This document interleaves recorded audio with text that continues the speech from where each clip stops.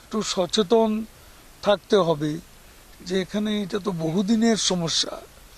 এখানে পাহাড় কেটে বন উজাড় করে অবৈধ বসত গড়ে তোলে যে অবস্থা সৃষ্টি করা হয়েছে। এখানে একসময় সমতল থেকেও বাঙালিদের আনা হয়েছে, ভালো আনা হয়েছে, আমি এটার বিরুদ্ধে বলছি না।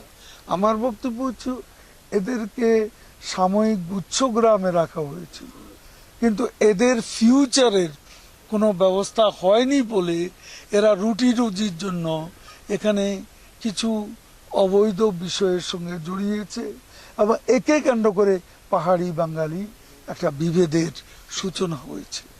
তো এটা ওভারনাইট আমরা ট্রান্সফর্ম করতে পারবো না, তবে আমার বিশ্বাস যে আমরা যে চ্যালেঞ্জ হিসেবে নিয়েছি সরকার, শেখ হাসিনার সরকার, আমার বিশ্বাস যে আমরা শিগগিরই তাদের পুনর্বাসন প্রক্রিয়া শুরু করতে পারবো।